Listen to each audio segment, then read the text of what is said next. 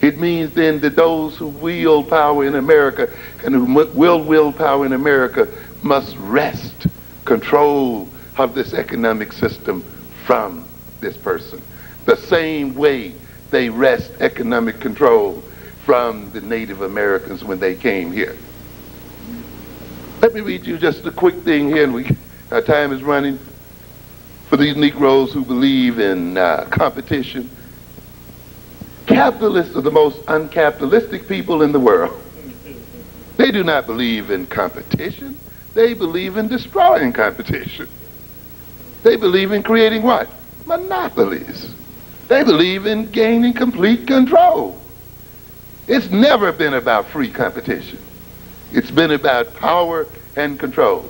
Now let's look at what has been practiced here quickly in terms, and this comes from Theodore Cross's Black Power Imperative. I can't read them all here, but he lays out an interesting chart. He says for 300 years, the American colonies, the states and the federal government allotted untold billions of dollars of public wealth exclusively to members of the white race. And then they preached to Negroes that you're not supposed to ask for anything from the government. But ladies and gentlemen, the wealth that whites have today is the result of the government handing to them free land and free labor, by the way. Not competition, not people washing dishes and saving pennies and, buying this and that, but by people who use the government itself as a means of enriching themselves. In 1675, the Massachusetts Bay Colony cedes plantation rights in 6 square mile tracts to worthy individuals. The population of that colony included black slaves as well as free blacks. Neither were treated as worthy individuals eligible for land grant. The government was what? Giving away land. Maryland and Virginia in 1683 established 50-acre land grants to settlers who paid their own way across the Atlantic. Blacks were given a free ride in slave ships and thus were not eligible for grants. In his groundbreaking lecture on racist economics, Dr. Amos Wilson critiques the capitalist framework in America, describing it as fundamentally uncapitalistic. He argues that American capitalism does not promote fair competition, but instead fosters monopolies designed to concentrate power and wealth in the hands of a select group, primarily white Americans. This system, according to Dr. Wilson, is not about economic opportunity for all, but acquiring and maintaining power by limiting access to resources for Black Americans or other marginalized groups. By allocating resources almost exclusively to white Americans, the American government has actively undermined the economic advancements of Black Americans while framing any demand for equality as un-American. Dr. Wilson highlights the hypocrisy of a nation that claims to embody free market principles while systematically denying Black families access to land ownership, a cornerstone of wealth building. He points out that during critical periods in American history, such as the distribution of land grants, white families were enriched while Black families were deliberately excluded. This exclusion ensured a generational transfer of wealth among white Americans, bolstered by the natural resources found on the land they acquired. Dr. Wilson emphasizes that a truly open market would not place artificial barriers on land ownership or economic participation, as has been done to Black Americans. 1785, the Federal Ordinance of 1785 authorizes the sale of 640-acre tracts to settlers for $1 per acre. As slaves, blacks were legally prohibited from owning property. Where's your free market system, ladies and gentlemen? Where's your open market system that you have been taught to believe in? Why are you letting other people walk into your neighborhoods? Because you believe in some antiquated and never real economic ideology. Because you're not taught the real history of America and not gained the real knowledge of America. Because you see, studying economic history and economics is a dull situation. You'd rather goose your neck in subway trains listening to music that hypnotizes you and drives you out of your mind. In 1850, the beginning of the massive federal land grant program for private railroad companies, outright awards of 130 million acres frequently include property for 20 miles on either sides of road beds. Those lands later found to contain billions of dollars of petroleum and mineral reserves. Black businessmen never considered qualified to acquire, finance, or operate railroad franchises. This old General Grant that you think was a part of your liberation was president during the giveaway of millions and millions and millions of American acres to a handful of white men in terms of building the rails, giving away to one railroad as much as 158 million acres. And the government financing the development of the railroads, the government buying the bonds of the railroad and the whole bit, and turning the wealth over to these white men. And they dare to talk to you about a free market and a free economy. Other railroads were given millions and millions of dollars. Learn the reality. To be truly Afrocentric, you must not only know your African history, but you must know American history, and you must know economic history the world over. It is not enough for you just to know about Africa, the history of Africa. You'll be deceived. You must know the reality of the situation. 1862, the Homestead Act grants settlers 160-acre tracts of federal land without charge. And they tell you the little few nickels you get from the federal government means that you're something decrepit. They're going to make you a workforce so you can work for nothing in pennies and create a third workforce to underemploy and unemploy other people in the name of workfare. Over 250 acres of public land transferred almost exclusively to whites in the most important land grant program in American history. Negro claimants blocked by lynch mobs, intimidation, and refusal of local authorities to protect their claims. But as you said, Brother Harris, we're willing to protect these other people. They got a right to be here. 1889, in the celebrated Oklahoma land rush, 150,000 white settlers scrambled to claim the choicest land. Savage lynchings, Ku Klux Klan terrorism, and Jim Crow legislation kept Negroes out. Later, the heirs and successors of white settlers were to discover billions of dollars of petroleum reserves on these lands. So, you know, they're rich because they're smart, right? They're rich because they stayed up nights burning the midnight oil. They're rich because they were living their dream. Yeah, you believe that. We can go on. I mean, there's so much here. But what's going on here? They're telling you about individualism. In every one of these acts, you will see what?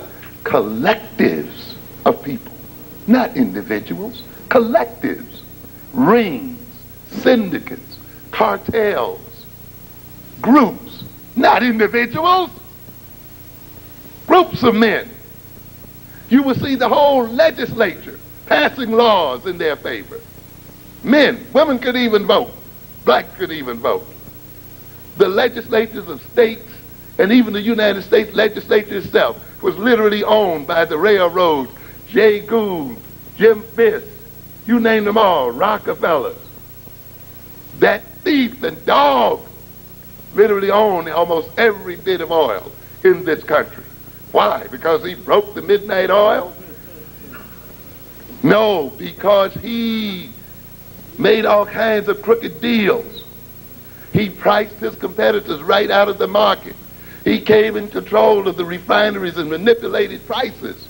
He used actual gangs and armies to destroy his competitors and to destroy people and to destroy labor.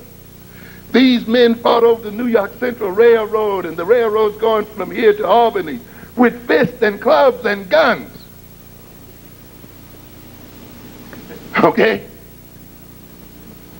And yet you think going to some college class where they're drawing price and equilibrium curves is going to get you some economic power in the world. And you think by keeping your nose clean and by being non-racial and non-ethnic, you're going to come and save yourself and get power in the world. you got another thought coming. And after a while, you won't be able to think at all. Yes, you got to face the reality. You didn't make the world. It's a nasty, mean, dirty, low-down world. All right? And you're going to have to get in it and wrestle and get dirty with it. That's what it's about. Okay? But that's why they pump you with morality and churchism and spiritism. You see, so that you won't deal with the reality for what it is. In allocating places and opportunities according to race rather than merits, white in the United States have used the full armory of coercive weapons commonly employed by the traditional combination of restraint of trade. No nation, what are you talking about, Japan, Germany, or any other nation, any other group of nations, has ever made it into the economic top echelon playing by the rules. None of them. None of them. They've always operated in terms of protecting their markets and getting a free ride on other people's markets. The Koreans are doing the same thing to you. The Arabs are doing the same thing. Whites have done the same thing and still doing the same thing. Every immigrant group comes in with the same strategy. Every immigrant nation do what? Protect our own and get a free ride on African Americans. That's what it's about.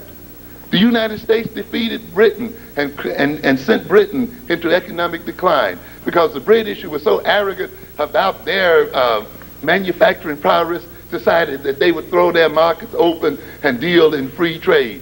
And the United States for 150 years protected its own markets and protected its own industrialists with high tariffs and taxes, while it sold to Britain and while it sold to other nations in the world and grew to the point where it passed Britain in economic development. And Britain went into a decline for which it is yet to recover. And the Japanese are into the same game with the United States. And the Asians are into the same game with the United States. This is what the deal is about. If you see yourself as a nation, then you can see how the game is to be played. And then you learn the strategies by means of which it will be paid. But if you're just living your own individual dream, you'll never get it. And the dream is going to fall apart, just like Les Brown's dream fell apart. Yeah. He's going to learn that there's some other people dreaming beside you, buddy. And sometimes your dream clashes with theirs. Okay? Individual success is determined by the social structure in which they operate. Individuals cannot succeed by themselves. I do not care how much brain they have, determination they have, dreams they have. They must operate in an economic structure, a social structure that allows them to achieve their dream. If that social and economic structure did not exist, they could dream all they want to. They will never get anywhere. In other words, then, individual success is social success. And individual success is created by a national or societal structure, not by individuals dreaming alone and pursuing their own self-interested dreams without regard to other individuals. But this is what we are told. We are told to do your own thing. Well, that's autoeroticism. Eroticism, isn't it? That's masturbation. Isn't that what that is? Yeah, do your own thing, you know. In other words, to do your own thing requires cooperation from some other folk. Yes. To even do your own thing as an individual requires what? Other people. Yes. You can't do your own thing by yourself. And so the most primal need of the human being for sexuality, for love, cannot be done totally by the individual themselves. They must enter into some kind of relationship with other people. One of the interesting things I find about individuals is they have an inherent tendency to form groups. You think about it. We got to end it here. We got so much here. But what we need here in the end, and what am I trying to say in the end? That your strength lies in your ethnicity. Your strength lies in your African consciousness. Consciousness is also an instrument of power. It's not just about knowing your African history or knowing yourself. Consciousness is the means by which an individual determines his or her behavior. You see? And the things used by consciousness, thinking, reasoning, information processing, and the values that are a part of that consciousness are the means by which the individual negotiates his way or her way in the world. You understand what I'm saying? It is through consciousness that you adapt to the world and adapt the world to yourself. And therefore, since consciousness guides behavior, since consciousness enables the individual to do various things, consciousness is an intelligence and consciousness is a power. The thing about consciousness, though, is that it can be socialized, meaning that consciousness that can be created by the nature of the interaction that the individual has with other people. And what has happened then is, in interacting with whites and Europeans, we have been inculcated with a Eurocentrically generated consciousness. And once that consciousness has been imposed upon us, and since it is an instrument of power, it means then that the Europeans have power over us through the consciousness that they created in us. You can then only escape from European power by developing an African-centered consciousness based on African-centered values, you see? Because if consciousness guides behavior, if values guide behavior, then if those values are your own, and if that consciousness is your own, then people with another consciousness and another set of values cannot control how you behave. Understand?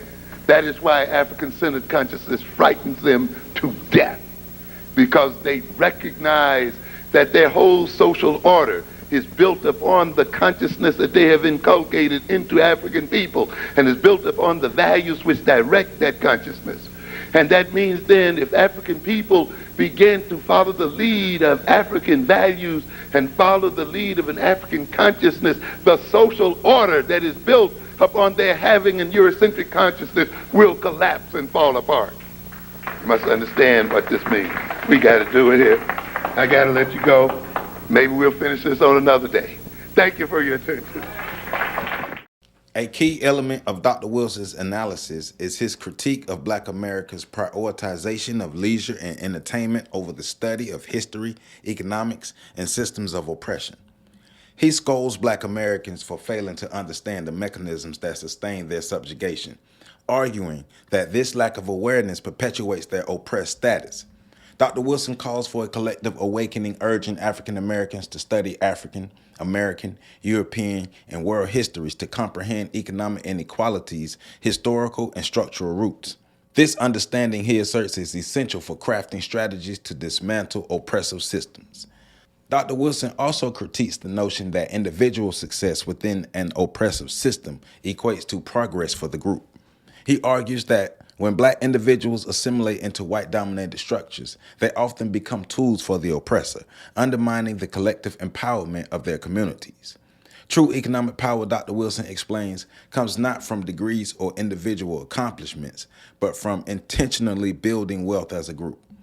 Playing by the rules of an oppressor will only sustain the oppression, and Black Americans must establish their own rules and systems to achieve collective empowerment. Finally, Dr. Wilson stresses the need to replace individualistic assimilationist mindsets that dominates Black America with an African-centered consciousness. This shift, he argues, is critical for uniting and empowering Black communities to become a formidable force in the global landscape. An African-centered consciousness promotes unity, group wealth building, and self-determination, posing a direct challenge to the existing power structures. Without this transformation, Dr. Wilson warns, Black America will remain customers of white America rather than create their own power and destiny.